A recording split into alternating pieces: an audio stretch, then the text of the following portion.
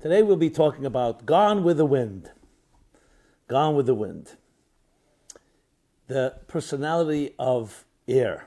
It's sometimes referred to as a sanguine personality type. So if you consider yourself a free spirit, a floater, very flexible, easygoing, like air, a social butterfly, flitting about, a certain temperament that does not take yourself so seriously, very light, breezy. We all have that personality within us. The question is how dominant it is. If it's very dominant, then you're pretty obvious. It'll be pretty obvious to you and to others. If it's not dominant, it may be latent or dormant. So we're going to talk about its strengths, some of its challenges, and how we can access and cultivate the power of that air, the power of that force within us, and while also tempering and channeling and harnessing, making sure that it does not in any way hurt us or compromise us. So a free spirit is a beautiful thing. I consider myself somewhat of a free spirit.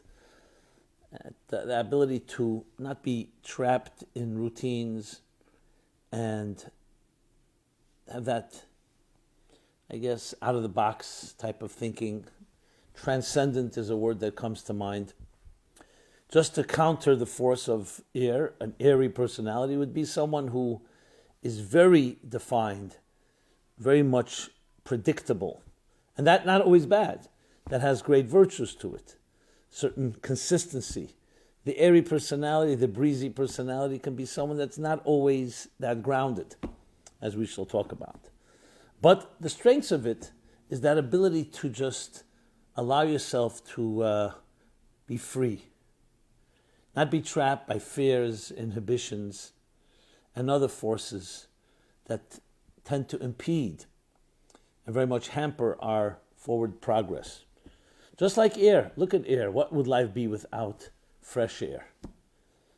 We wouldn't have that type of reinvigorating, rejuvenating experience. Things would become very stale. That's what stale air is, actually. Very, to the point that it can become quite toxic. So fresh air, and air in general, is very much a type of attitude that there's always going to be something new coming. So even though today may not be the best day, there's a certain optimism, looking forward, recognizing that the story is not over. So if you can cultivate that part of you, it's a tremendous tool, obviously, because it allows you to see the bigger picture, not be trapped by any defined or specific experience. Another aspect of free-spiritedness is, in a way, a certain fearlessness, where you are eager to explore the adventure of life, spontaneity, type of free abandon. Look at children. Young children have that very powerful, where they just are always restless and moving about. But it's not the restlessness that we spoke about fire, which is very passionate and very restless, and its counterforce is water. So air is somewhere in between fire and water, where it's not as light, let's put it this way, doesn't defy gravity, but it's lighter than water. So it's heavier than fire and lighter than water. And it has this free spirit. There's also that exploration, the openness to new ideas, the openness to new experiences. So if you're with someone who's that type of personality, they're always exciting in a way. They're not that predictable. Predictable has the advantage of being very consistent and reliable and trustworthy, but sometimes lacking that type of funk, that spunk, I should say, that spunk and spark that comes with the air, the sanguine temperament or personality, or some people even call it's a feature. It's called sometimes what's the word I'm looking for? Well, it doesn't come to mind.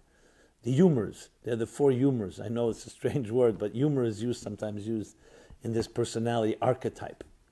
What is the downside and the challenge of this? Is, as I mentioned, the word a floater. When you're a floater and you're a very free spirit, often the challenge is being grounded. Can you ground yourself? Can you bring things down, implement them? Often things remain very amorphous, even ambiguous. And that's the trap, where in the name of so-called non-definition and non-structure, there's a lack of concreteness. And then, of course, it has the downside that becomes something that can be actually quite unhealthy, in the sense of lack of commitment, always saying maybe. It always remains, things don't remain determined or definitive. In physics, we know today that after Newtonian physics, the discovery, especially quantum mechanics, so you could almost call it two schools of thought within physics that have yet to be reconciled. One is much more on the microscopic level, one on the macroscopic. We'll call it deterministic physics and indeterministic physics. What is deterministic physics? That's what called the billiard ball effect. You strike a billiard ball, the same angle, with the same speed, the exact same motion, you'll always have the same result.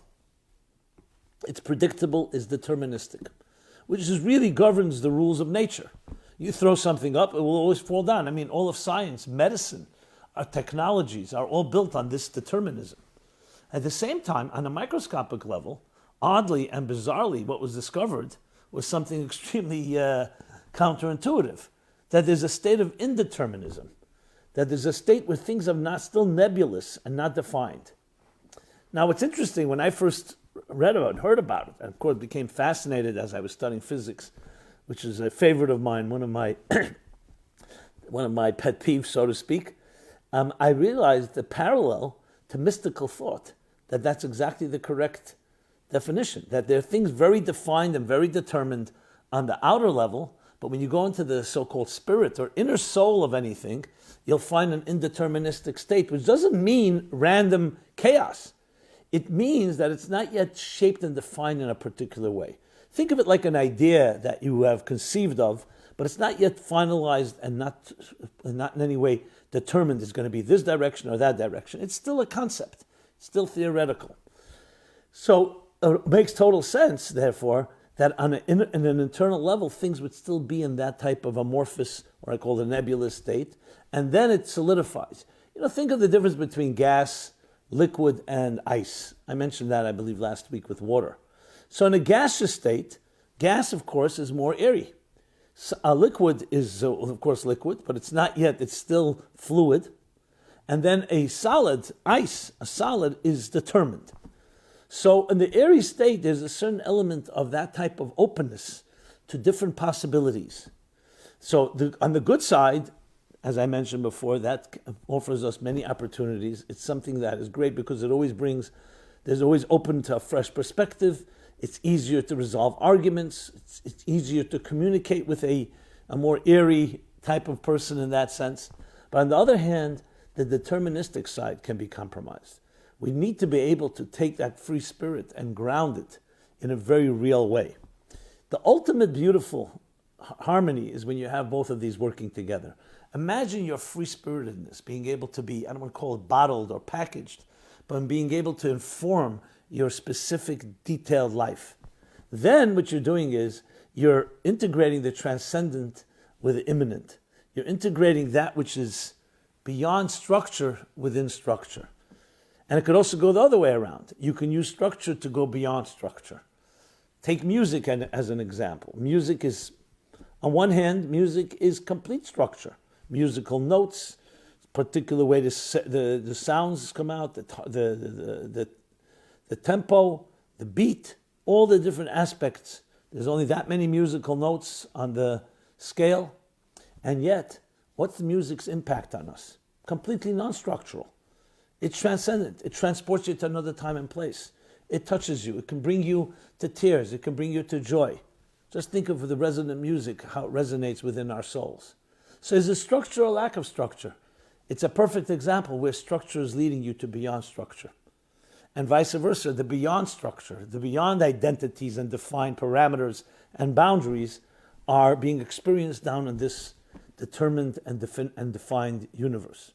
So to put it in simple terms, it means that we can infuse the details of our lives that can so often feel like traps that hold us hostage, that hold us captive in its monotony, in its parameters, almost feel like we're like in a glass ceiling.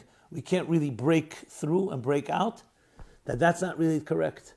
It's not about breaking out outside of it, but it's looking deeper, and you realize that there is the air in everything. Everything has that air, that ability to breathe, the ability to expand, the ability to, that light spiritedness, the lightness of spirit.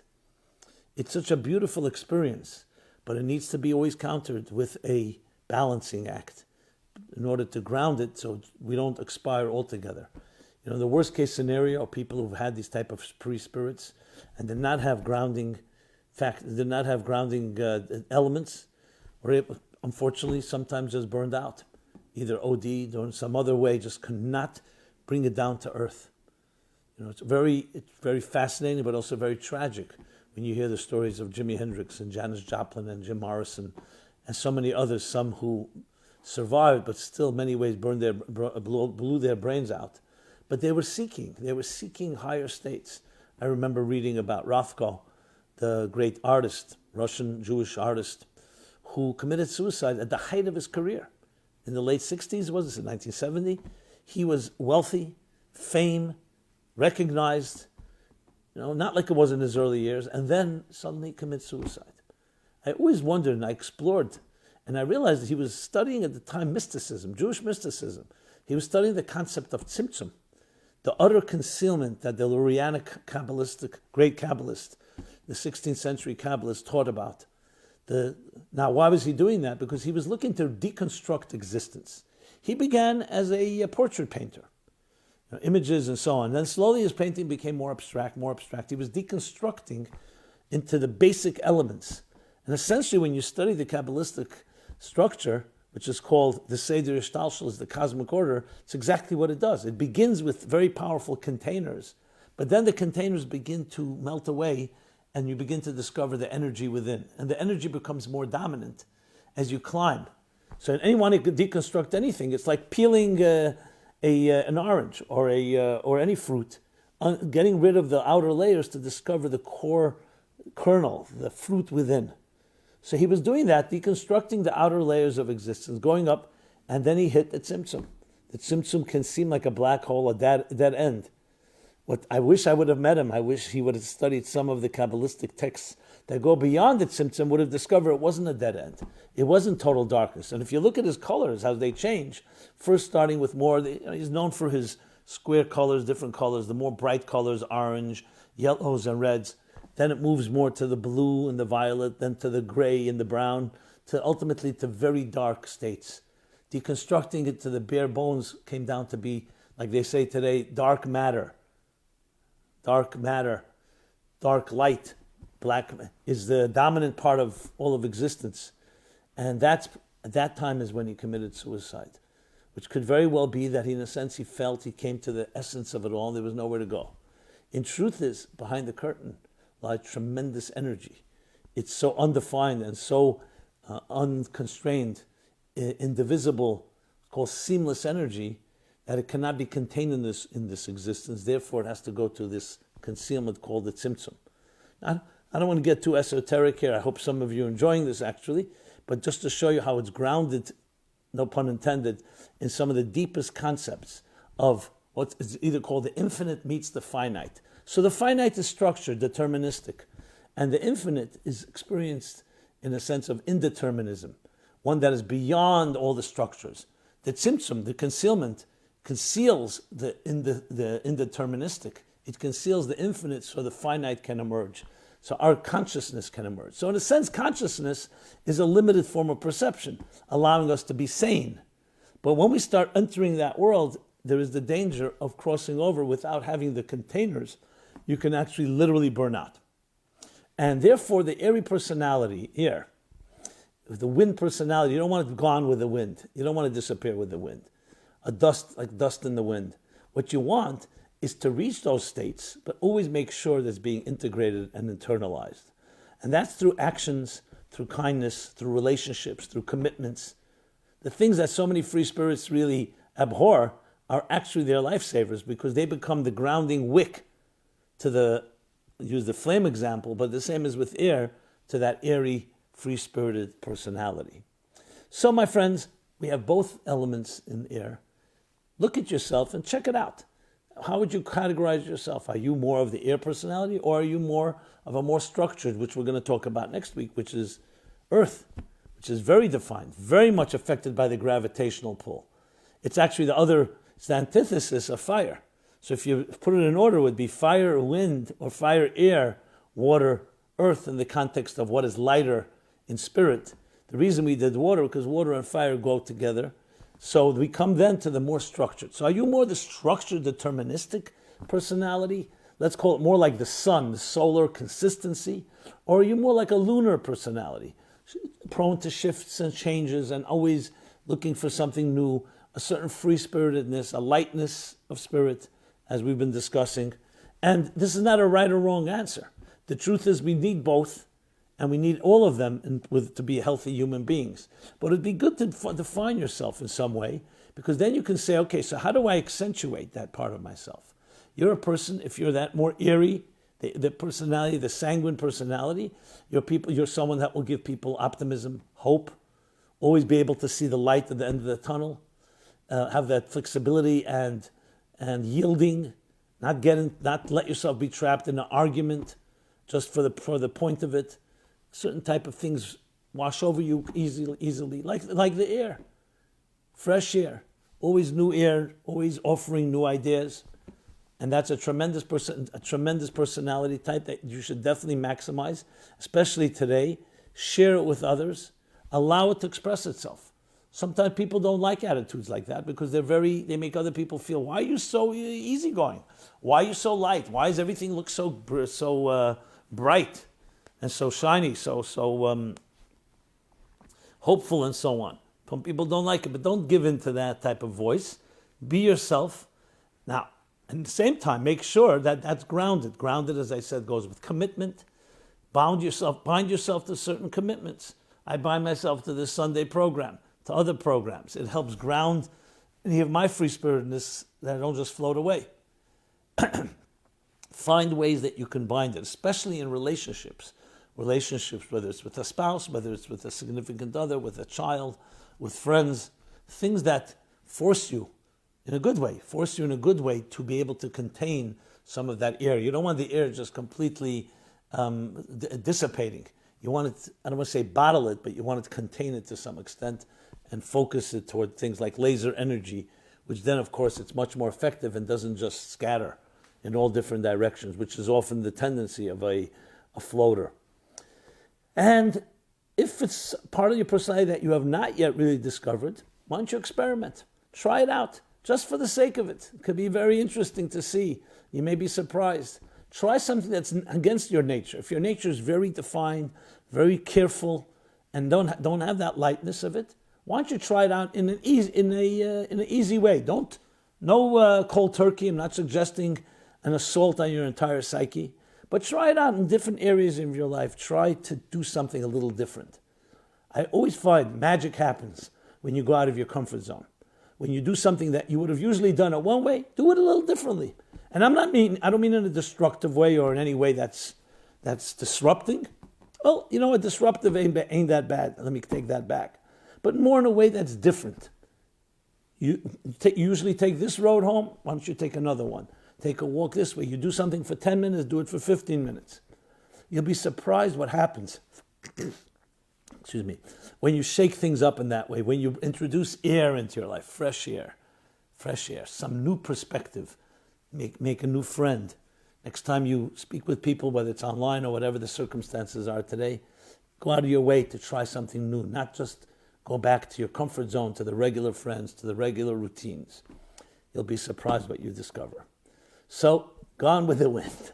Let us not be gone with the wind. Let us be here with that wind and air personality, grounded, contained. And joining those two together is quite exhilarating, actually. It's challenging, but it's exhilarating and brings out the best within us. That's it for today, my friends. I always love to be with you. Love to hear from you. Comments, feedback, share, like. I don't even know all the verbs. Some of them I just memorized. But you get the idea. Let's communicate with each other. Let's cross-pollinate, which also actually requires air and wind, which carries the pollen from one flower to the other, and find ways to synergize, to interact, to interconnect. Be blessed, be healthy, and be well. Very happy holidays to all of you. And a happy New Year coming up. And I look forward to see you again next week. And on an ongoing basis, go to meaningfullife.com. You'll find a full array of scheduled programs, materials, anything to feed and nourish your soul. Be well. Bye.